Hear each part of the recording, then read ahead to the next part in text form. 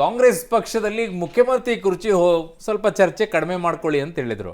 ನೀವು ಹೇಳಿದ KPC ಅಲ್ವಲ್ಲ, so ಈ ಕೆಪಿಸಿಸಿ ಕುರ್ಚಿ ಹಿಡ್ಕೊಂಡು ಕೂತಿದ್ದಾರೆ. ಒಂದು ಬಿಟ್ರೆ ಒಂದು ಕುರ್ಚಿ ಬೇಕು, ಒಟ್ಟಿನಲ್ಲಿ ಕುರ್ಚಿ ಇರಬೇಕು, ಗೊಂದಲ ಇರಬೇಕು, ಕುರ್ಚಿ ಜಗಳ ಮಾತ್ರ ಇರಲೇಬೇಕು. ಹಂಗಾಗ್ಬಿಟ್ಟಿದೆ ಈ ಸರ್ಕಾರ. ಅಧಿಕಾರಕ್ಕೆ ಬಂದಾಗಿಂದಲೂ ಕೂಡ ಬರೀ ಇದೇ ರೀತಿಯಾಗಿ ಮುಖ್ಯಮಂತ್ರಿ 2.5 ವರ್ಷ, ಅದು 2.5 ವರ್ಷ. ಅದು ಬೇಡ್ರಪ್ಪ ಅಂತೇಳಿ ಪಾಪ CLP ಮೀಟಿಂಗ್ ಎಲ್ಲ ಮಾಡಿ ಊಟನೂ ಹಾಕಿಸ್ಬಿಟ್ರು ಅವರಿಗೆಲ್ಲ. ಊಟನೂ ಹಾಕಿಸ್ ನಂತರ ಇನ್ನೊಂದು ಮೀಟಿಂಗ್ ರದ್ದಾಗೋಯ್ತಲ್ಲ.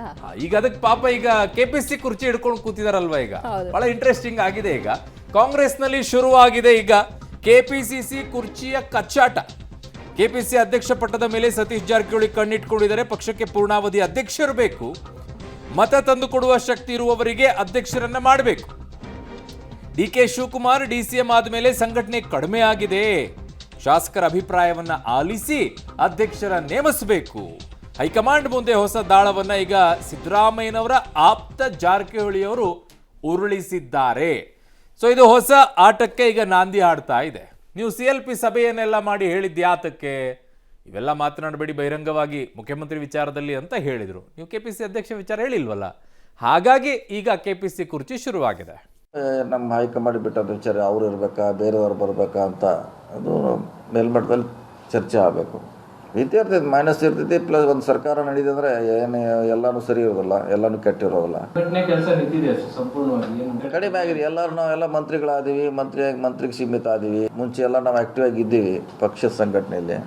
ಮಂತ್ರಿ ಆದಮೇಲೆ ಇಲಾಖೆ ಕೆಲಸ ಒತ್ತಡ ಅದು, ಸೊ ಎಲ್ಲರೂ ಬಿಜಿ ಆಗಿಬಿಟ್ಟಿದ್ವಿ.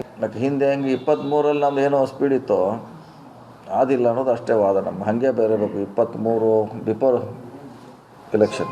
ಅದು ನಮ್ಮ ಹೈಕಮಾಂಡ್ ಬಿಟ್ಟಂತ ವಿಚಾರ ಅವ್ರು ಇರಬೇಕಾ ಬೇರೆಯವ್ರು ಬರಬೇಕಾ ಅಂತ ಅದು ಮೇಲ್ಮಟ್ಟದಲ್ಲಿ ಚರ್ಚೆ ಆಗಬೇಕು.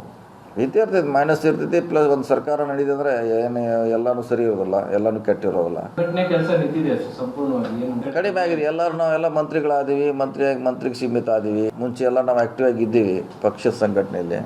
ಮಂತ್ರಿ ಆದಮೇಲೆ ಇಲಾಖೆ ಕೆಲಸ ಒತ್ತಡ ಅದು, ಸೊ ಎಲ್ಲರೂ ಬಿಜಿ ಆಗಿಬಿಟ್ಟಿದ್ವಿ. ಮತ್ತು ಹಿಂದೆ ಹೆಂಗೆ 23ರಲ್ಲಿ ನಮ್ದು ಏನೋ ಸ್ಪೀಡ್ ಇತ್ತು ಆದಿಲ್ಲ ಅನ್ನೋದು ಅಷ್ಟೇ ವಾದ. ನಮ್ಮ ಹಾಗೆ ಬೇರೆಬೇಕು 23 ಬಿಫೋರ್ ಎಲೆಕ್ಷನ್.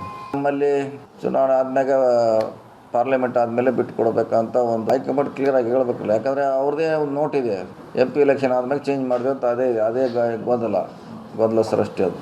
ಯಾಕಂದ್ರೆ ಆಲ್ರೆಡಿ ಆಗಿ ಎಲೆಕ್ಷನ್ ಎಷ್ಟು 6 ಮಂತ್ ಆಯ್ತು. ಈಗ ಅಧ್ಯಕ್ಷರು ಹಾಗೆ ಮುಂದುವರಿಬೇಕು ಅನ್ಸುತ್ತಾ ಅಥವಾ ಬದಲಾವಣೆ ಆಗಬೇಕು ಅನ್ಸುತ್ತೆ? ಅದು ನಮಗಲ್ಲ, ಅದು ಎಲ್ಲರೂ ಅಭಿಪ್ರಾಯ ತೊಗೋಬೇಕು, ಹೈಕಮಾಂಡ್ ನಿರ್ಧಾರ ಮಾಡಬೇಕು. ಯಾರು ಅವ್ರನ್ನೇ ಮುಂದುವರಿಸ್ಬೇಕಾ ಬೇರೆಯವ್ರು ಮಾಡಬೇಕು ಅನ್ನೋದು ಈಗಲೇ ಹೇಳಿದ್ದೆ.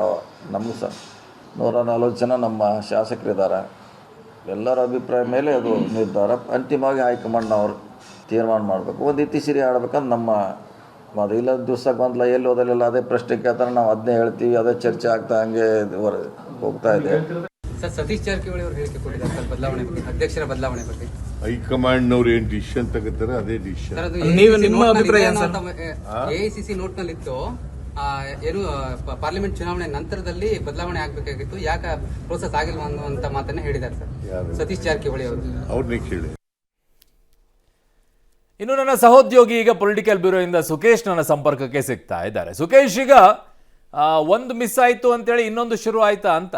ಖಂಡಿತ ಹೌದು. ಯಾಕಂದ್ರೆ ಮೊದಲಿನಿಂದಲೂ ಕೂಡ ಒಂದಲ್ಲ ಒಂದು ವಿಚಾರಕ್ಕೆ ಕೈಪಡೆಯಲ್ಲಿ ಅಧಿಕಾರಕ್ಕೆ ಬಂದ ನಂತರದಲ್ಲಿ ಜಟಾಪಟಿ. ಅದು ಅಧಿಕಾರಕ್ಕೆ ಬಂದ 6 ತಿಂಗಳಿಗೆ ಶುರು ಆಯಿತು. ಅದು ಉಪಮುಖ್ಯಮಂತ್ರಿ ಹುದ್ದೆಯಿಂದ ಶುರುವಾಗಿ CM ಸ್ಥಾನದ ಕುರ್ಚಿ ಬದಲಾವಣೆಯಿಂದ ಶುರುವಾಗಿ KPCC ಅಧ್ಯಕ್ಷರ ಕುರ್ಚಿ ಗಾದಿಯವರಿಗೆ ಬಂದು ನಿಂತಿರುವಂಥದ್ದು. ಅಂದರೆ ಒಂದಲ್ಲ ಒಂದು ವಿಚಾರಕ್ಕೆ ಒಬ್ಬರಲ್ಲ ಒಬ್ಬರು ಮಾತನಾಡ್ತಾ ಮೊದಲಿಂದಲೂ ಕೂಡ ಜಟಾಪಟಿಯನ್ನು ಮಾಡ್ಕೊಂಡು ಬಂದಂತೆ ಕಾಣಿಸ್ತಾ ಇದೆ.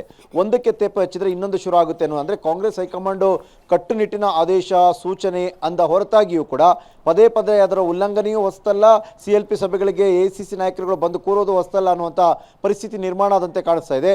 ಹಾಗಾಗಿ ಯಾವ ವಿಚಾರಕ್ಕೆ ಯಾವ ಟೀಮ್ ಯಾರಿಗೆ ಟಕ್ಕರ್ ಕೊಡ್ತಾ ಇದೆ ಅನ್ನುವಂಥದ್ದೇ ಈಗ ಇಡೀ ಕಾಂಗ್ರೆಸ್ ಗೊಂದಲಮಯ ವಾತಾವರಣಕ್ಕೆ ಬಂದು ನಿಂತಂತೆ ಕಾಣಿಸ್ತಾ ಇದೆ. ಅರುಣ್. ಓಕೆ ಸುಕೇಶ್, ನಿಮ್ಮೆಲ್ಲ ಮಾಹಿತಿಗೆ ಧನ್ಯವಾದಗಳು.